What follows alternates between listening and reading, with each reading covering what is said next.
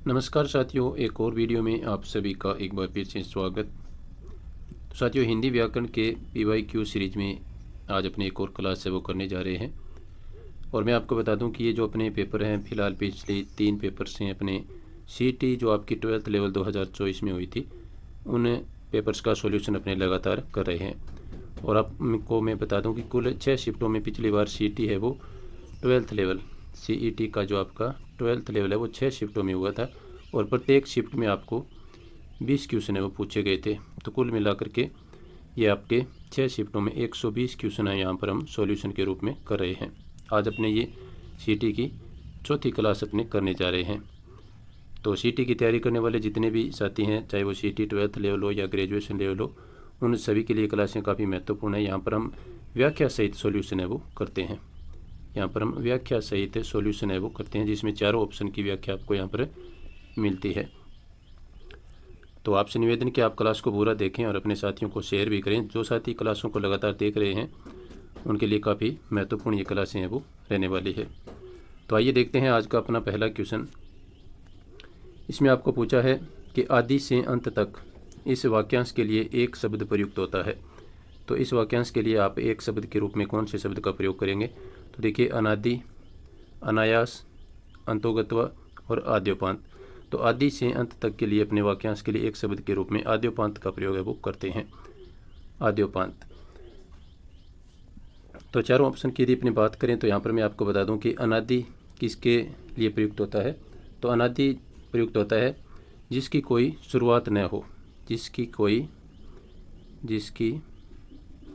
कोई शुरुआत या प्रारंभ न हो, जिसकी कोई शुरुआत न हो, उसको क्या कहते हैं? उसको कहते हैं अनादि।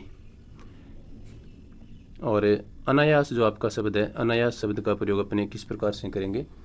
तो जो बिना प्रयास के अचानक हो, इसमें देखिए आप अपने यदि टुकड़े करें अनायास के तो अन्न धन आयास, इसमें आपकी व्यंजन संधि है। पहली बात तो ये देखिए। और आयास का अर्थ होता है परिश्रम। तो देखिए यहाँ पर इसका जो वाक्य बनेगा, यानी बिना परिश्रम के जो अपने को प्राप्त हो या बिना परिश्रम के जो कार्य हो उसको अनायास बोलते हैं। बिना परिश्रम के जो कोई अचानक कार्य हो उसको अनायास है वो बोला जाता है। अब रह गया अंतोगत्वा। तो अंतोगत्वा किसको कहते हैं? तो इसके लिए अपने प्रयोग करते हैं अंत में जाकर मिलने वाला, अंत में जाकर मिलने वाला, तो उसको कहते हैं अंतोगत्वा। यानी अंत में जाकर के मिलने वाला अंतोगत्वा वो कहलाता है। और आद्योपांत आपको यहाँ पर वाक्य में दिया है, आदि से अंत तक किसको कहते हैं? इसको कहते हैं अपने आद्योपांत। चलते हैं नेक्स्ट क्वेश्चन पर। आपसे निवेदन कि आप क्लास के बारे में अपना फीडबैक है वो अवश्य दें। नेक्स्ट अपना क्वेश्चन है, आच्छादन का संधि विच्छेद होगा। तो मैंने आपको पिछली कक्षाओं में बताया था कि एक चय आगम संधि होती है जहाँ पर चय का आगमन हो जाता है। और यहाँ पर जो आपके विकल्प दिए गए हैं, अच्छधन छादन, ये आपका गलत है। अच्छादन धन ये भी आपका गलत है। अच्छाद धन न ये भी आपका गलत है। तो आपका सही हो जाएगा आधन छादन। यहाँ पर आधन छादन इनको जब अपने संधि करते हैं तो बीच में यहाँ पर देखिए चय का आगम हो जाता है इस प्रकार से, आच्छादन। तो ये आपकी चय का आगम संबंधित ये आपका संधि का इसमें एक नियम लगता है। तो इसका शब्द बनता है आच्छादन। नेक्स्ट क्वेश्चन देखिए, यहाँ पर आपको पूछा है कि निम्नलिखित में से लोकोक्ति के सही अर्थ का आपको चयन करना है। तो लोकोक्ति है आपकी, एक तो करेला, दूजा नीम चढ़ा। तो इसका जो सही अर्थ होगा वो देखते हैं यहाँ पर क्या लिखा है। बुरे को बुरे का साथ मिलना, नीम के पेड़ पर करेले की बेल, ये आपका गलत है। एक कड़वाहट वाली सब्जी, ये भी आपका गलत है। एक करेला और 2 नीम के पेड़, ये भी आपका गलत है। तो यहाँ पर 1 नंबर विकल्प है बुरे को बुरे का साथ मिलना, तो ये इसका अर्थ हो जाता है। नेक्स्ट क्वेश्चन देखिए, यहाँ पर आपको एक तरफ दिया है सूची फर्स्ट में, यानी वाक्यांश से एक संबंध जो अपने टॉपिक होता है वाक्यांश के लिए एक शब्द, उसका ये क्वेश्चन है। तो इसमें अपने इधर इनको क्या कहते हैं एक शब्द के रूप में, वो आपको दिया है। तो देखिए पहला है जिसके समान दूसरा नहीं हो, तो ये होता है आपका अद्वितीय। और मैं आपको बता दूं कि ये सेम वाक्यांश के लिए एक शब्द अपनी पिछली जो 3-4 कक्षाएं हैं उनमें ये आया हुआ है। तो देखिए यहाँ पर ये फिर से रिपीट हो गया जिसका कोई शत्रु नहीं है उसको क्या कहते हैं, अजात शत्रु। इसका भी अपने यहाँ पर रिपीट के रूप में यहाँ पर देख रहे हैं।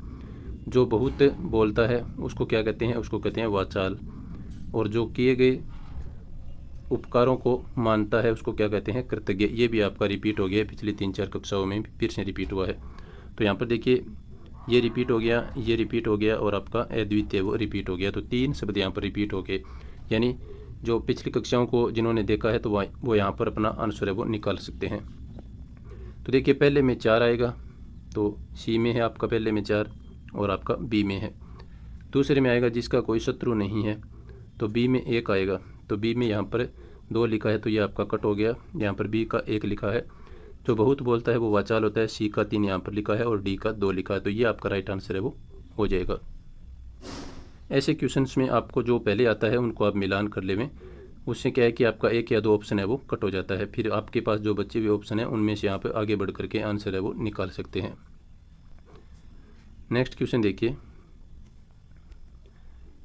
इसमें आपको पूछा है कि निम्नलिखित में से पत्र लेखन की एक अनिवार्य विशेषता है, यानी पत्र लेखन की एक अनिवार्य विशेषता है वो क्या होनी चाहिए वो आपको यहाँ पर बतानी है। तो देखिए विचारों में क्रमबद्धता, विचारों में अस्पष्टता, तो यहाँ पर ये नेगेटिव वर्ड आ गया तो ये आपका गलत हो जाएगा। विचारों में दुर्होता, ये भी आपका गलत हो जाएगा। विचारों में व्यंग्यात्मकता, ये नहीं होनी चाहिए। तो यहाँ पर आपका ए ऑप्शन है वो बचता है, विचारों में क्रमबद्धता आपका राइट आंसर यहाँ पर रहेगा। नेक्स्ट क्वेश्चन देखिए, निम्नलिखित में से भाववाचक संज्ञा का उदाहरण है। तो देखते हैं यहाँ पर कौन से शब्द में भाववाचक संज्ञा है। तो देखिए यहाँ पर गर्मी लिखा है, मित्र लिखा है, तो मित्र तो आपका जातिवाचक हो गया। मीठा लिखा है, ये आपका क्या हो जाएगा यहाँ पर, ये भी आपका जातिवाचक हो जाएगा। और ये निज है, ये आपका नहीं होगा। तो यहाँ पर जो आपका भाववाचक संज्ञा का उदाहरण है वो है गर्मी। 1 नंबर विकल्प यहाँ पर आपका राइट आंसर है वो रहेगा। नेक्स्ट क्वेश्चन देखिए, इसमें आपको हिंदी का जो पारिभाषिक शब्दावली टॉपिक है उससे संबंधित ये क्वेश्चन है आपका। यहाँ पर आपको पूछा है कॉम्पेंसेटरी, इसका हिंदी में प्रयोग किस अर्थ में होता है। तो इसका साथियों आपका जो राइट आंसर रहने वाला है वो रहने वाला है क्षतिपूरक, इसको हिंदी में अपने कहेंगे। तो मैं आपको बता दूं कि पारिभाषिक शब्दावली से संबंधित जो RBSc की जो बुक है, RBSc की जो बुक है उसके पारिभाषिक शब्दावली के अपने चैनल पर 2 क्लासें हैं वो डाली गई हैं जिन पे अच्छे खासे व्यूज़ आए हुए हैं। उन क्लासों को आप देख सकते हैं। बोर्ड की जो परीक्षाएं हैं उनमें उस बुक से अक्सर क्वेश्चन है वो पूछ लिए जाते हैं। तो RBSc की कक्षा 9 से जो 12 की बुक है आपके, उसमें पारिभाषिक शब्दावली दिया हुआ है नई वाली बुक में। तो काफ़ी महत्वपूर्ण क्लास हैं, उनको आप अवश्य देखें। नेक्स्ट क्वेश्चन देखिए, यहाँ पर आपको पूछा है समास के बारे में। तो पूछा है कि कृष्णार्पण में कौन सा समास है। तो देखिए कृष्णार्पण को यदि अपने समास की दृष्टि से देखें तो इसका जो वाक्य बनेगा वो बनेगा कृष्ण के लिए अर्पण। कृष्ण के लिए अर्पण, ये वाक्य बनता है। तो अब आप देख लीजिए इसमें के लिए आ गया है बीच में, यानी विभक्ति आ गई है। तो ये है आपका संप्रदान तत्पुरुष। तो यहाँ पर आपको सीधा ही बताना है तत्पुरुष समास इसमें हो जाएगा। बी विकल्प आपका राइट आंसर है वो रहेगा। कृष्ण को अर्पण नहीं होगा, आप ध्यान रखें, कृष्ण के लिए अर्पण होगा, यानी संप्रदान के संबंध में ये तत्पुरुष समास है। नेक्स्ट क्वेश्चन देखिए, परिदर्शन में निहित उपसर्ग है। तो काफ़ी आसान सा है, इसका बनता है परिधन दर्शन। तो अब देख लीजिए यहाँ पर कौन सा उपसर्ग हो गया, इसमें हो गया परि उपसर्ग, जो कि आपका बी विकल्प में यहाँ पर दिया गया है। नेक्स्ट क्वेश्चन देखिए, निम्नलिखित में से विलोम शब्दों का सही युग्म कौन सा है, या सही युग्म नहीं है वो आपको पूछा है। यानी 3 यहाँ पर सही दिए गए हैं और जो नहीं है वो आपको बताना है। तो देखिए प्रत्यक्ष का परोक्ष होता है, ये बिल्कुल सही दिया गया है। मुख्य का गौण होता है, ये भी आपका सही है। गुरु का लघु होता है, ये भी आपका सही है। शलाघा का यहाँ पर दिया है प्रशंसा, जो कि गलत है, क्योंकि शलाघा और प्रशंसा दोनों आपस में पर्यायवाची शब्द है। तो शलाघा का विलोम शब्द क्या होगा। तो देखिए यहाँ पर शलाघा का विलोम शब्द आपका होता है निंदा, क्योंकि शलाघा है वो प्रशंसा है। शलाघा का विलोम शब्द हो जाएगा निंदा।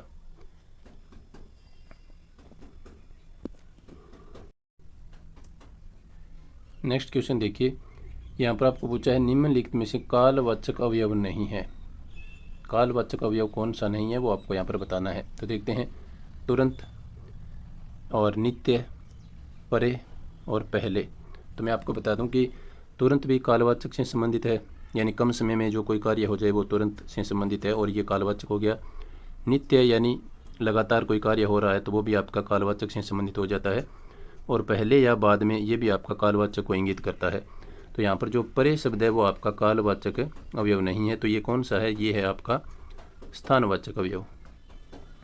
स्थानवाचक ये इसमें अवयव है वो आपका दिया गया है। तो सी विकल्प आपका यहाँ पर राइट आंसर है वो हो जाता है। नेक्स्ट क्वेश्चन देखिए, इसमें आपको पूछा है कि निम्नलिखित में से शुद्ध लिखित वाक्य कौन सा है। तो देखते हैं इसमें शुद्ध लिखित वाक्य कौन सा है। ऑप्शन यहाँ पर दिया है, मेरे को आगरा जाना है, इसी कार्य में तुम्हारी अच्छाई है, उसकी आंखों में दर्द है, यह मेरा ही हस्ताक्षर है। तो शुद्ध लिखित वाक्य होगा साथियों यहाँ पर उसकी आंखों में दर्द है, ये आपका यहाँ पर शुद्ध वाक्य दिया गया है। अब देखिए पहला है जो इसमें क्या गलती है, तो यहाँ पर ये आपका शुद्ध होगा मुझे आगरा जाना है, न कि मेरे को आगरा जाना है। तो इसका शुद्ध वाक्य हो जाएगा मुझे आगरा जाना है, ये आपका शुद्ध हो जाएगा।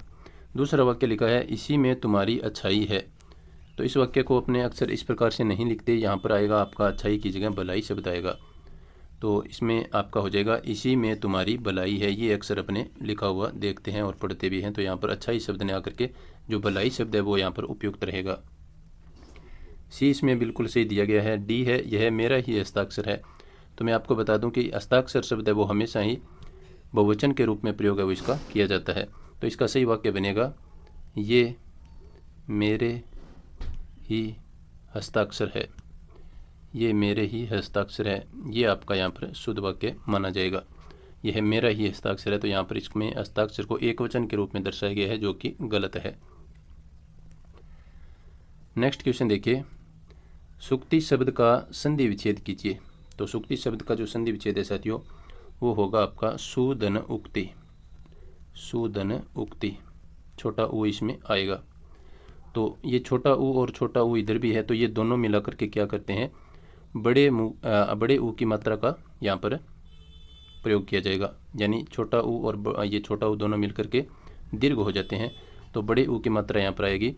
तो आपका जो शब्द है वो बन जाएगा यहाँ पर सुक्ति। इस प्रकार से शब्द आपका बन जाएगा।